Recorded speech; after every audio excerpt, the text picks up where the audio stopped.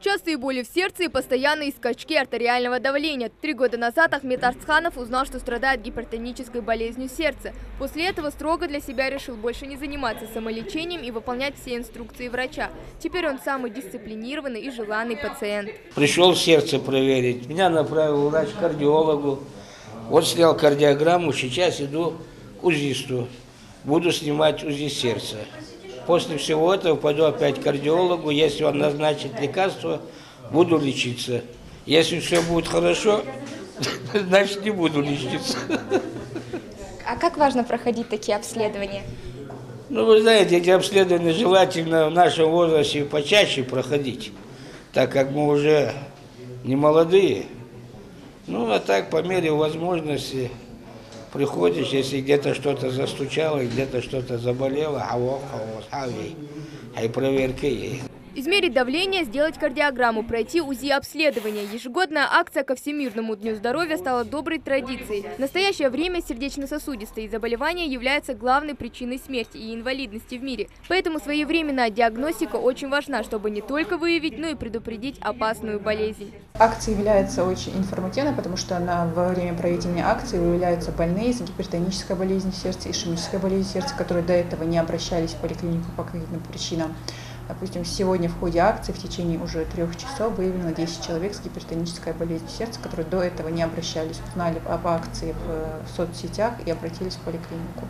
Главный орган – пламенный мотор, хранилище души. Все это о нем, о сердце, которое ни на секунду не замирает, поддерживая жизнь в теле человека, при этом перекачивая за сутки около 10 тысяч литров крови. В программу Дня сердца входят массовые проверки здоровья, научные выставки и форумы. К слову, в этой поликлинике для пациентов подготовили мини-шведский стол, где каждая деталь символизирует сердце. Однако заманивать пациентов такими презентами не понадобилось. Желающих прийти и проверить свое состояние сегодня оказалось немало. В основном это старшее поколение, которым медики настоятельно рекомендуют проходить полное обследование и соблюдать все указания врача.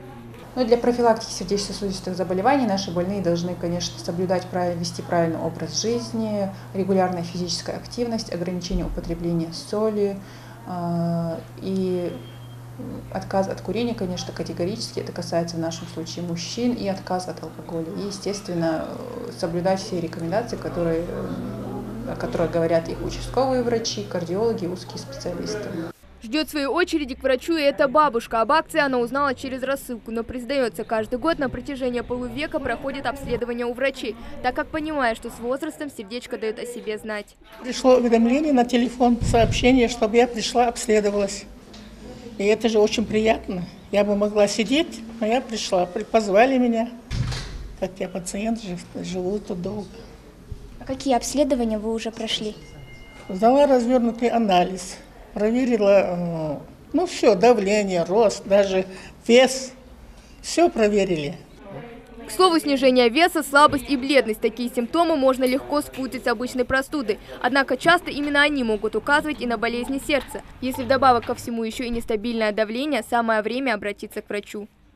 Кардиологи всего мира говорят, лечение сердечных заболеваний на 50% зависит от самого пациента. Ну а красные шары в виде сердца символизируют надежду на выздоровление. Именно поэтому ко дню праздника в небо выпускают десятки воздушных шаров, давая надежду тем, чьи сердца действительно нуждаются в спасении. Хава Гагиева, Магомед Белакиев, Новости 24.